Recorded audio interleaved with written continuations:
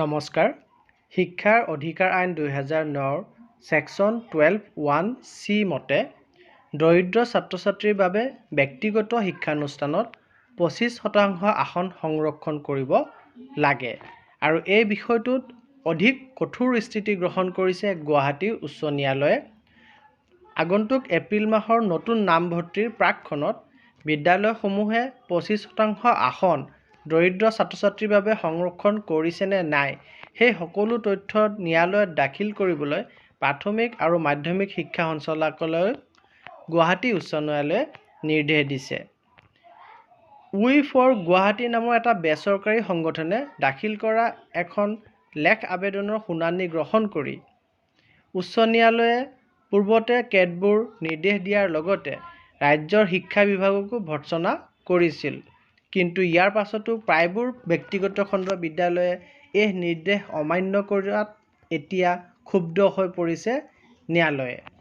আৰু এই ক্ষেত্ৰত যোৱা 7 মাৰ্চ 2024 তাৰিখে এক নিৰ্দেশ দিছে। সেই নিৰ্দেশটোত কি আছে আমি চাওঁ আহক। আপোনালোকে স্ক্ৰীনত নিৰ্দেশটো দেখা পাই আছে, নিৰ্দেশনাটো অৰ্ডাৰটো। আৰু ইয়াৰ ইম্পৰ্টেণ্ট কথাটো হ'ল এই যে নেক্সট যোনটো ডেট ফিক্স কৰিছে, নেক্সট ডেটটো ফিক্স কৰা হৈছে আপোনাৰ 2 এপ্ৰিল। সেই নেক্সট ডেটত education department, director of elementary education আৰু ডাইৰেক্টৰ অফ ছেকেণ্ডেৰী এডুকেশ্যন সকলোৱে ইণ্ডিভিজুৱেলি এফিডেভিট ফাইল কৰিব লাগিব stating the implementation of section 12(1)(c) of RT Act in each of the district of Assam. অসমৰ প্ৰতিখন জিলাতে ছেকশ্যন 12(1)(c) যোনটো ছেকশ্যনৰ আণ্ডাৰত 25% ৰিজাৰ্ভেশ্যন BPL ছাত্ৰ-ছাত্ৰীসকলৰ কাৰণে কৰিব লাগে ব্যক্তিগত খণ্ড বিদ্যালয়সমূহত। তাৰ ইমপ্লিমেণ্টেশ্যনৰ ওপৰত এফিডেভিট ফাইল কৰিব লাগিব আৰু সেই এফিডেভিটৰ লগত ৰিপৰ্ট ছাবমিট কৰিব লাগিব। Respective report district elementary education officer আৰু ইনস্পেক্টৰ অফ স্কুলছৰ প্ৰতিখন জিলাৰ পৰা যি ৰিপৰ্ট আহিব, ৰিপৰ্ট লৈ পেলাই এফিডেভিটৰ লগত সেই ৰিপৰ্ট গাঁঠি পেলাই ছাবমিট কৰিব লাগিব।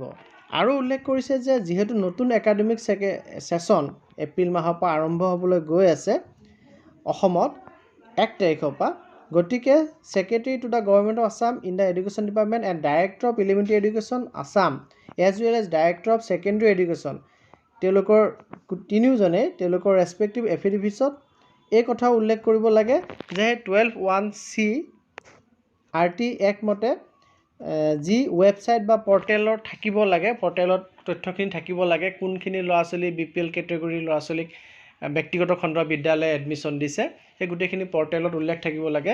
সেই পৰ্টেলৰ আপডেশ্যনৰ ওপৰতো তেওঁলোকে তেওঁলোকৰ এফিডেভিটত জনাব লাগিব।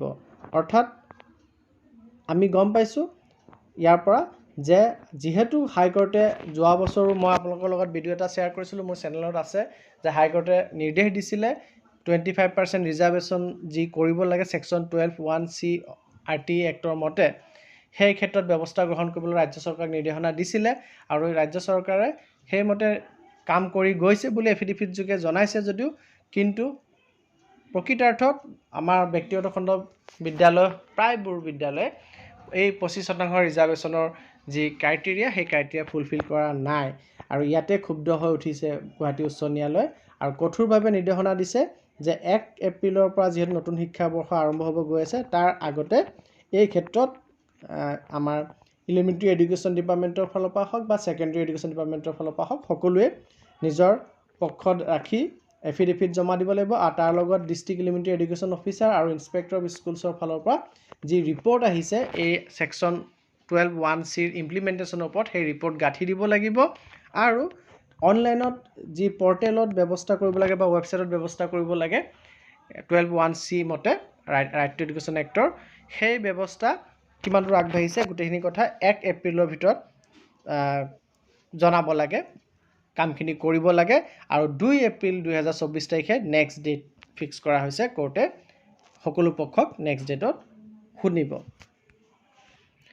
গতিকে 1 এপ্ৰিল শেষ সময়সীমা নিৰ্ধাৰণ কৰি দি ন্যায়ালয়ে উক্ত তাৰিখৰ ভিতৰত পৰ্টেলত সকলো তথ্য আপলোড কৰিবলৈ দিয়া কঠোৰ নিৰ্দেশ বিশেষ লক্ষণীয় হৈ পৰিছে। এই ইনফৰ্মেশ্যনখিনি ইম্পৰ্টেণ্ট বুলি ভাবিলে কাইণ্ডলি লাইক এণ্ড শ্বেয়াৰ কৰিব আৰু চেনেলটি যদি এতিয়াও ছাবস্ক্ৰাইব কৰা নাই কাইণ্ডলি ছাবস্ক্ৰাইব কৰিব। ধন্যবাদ।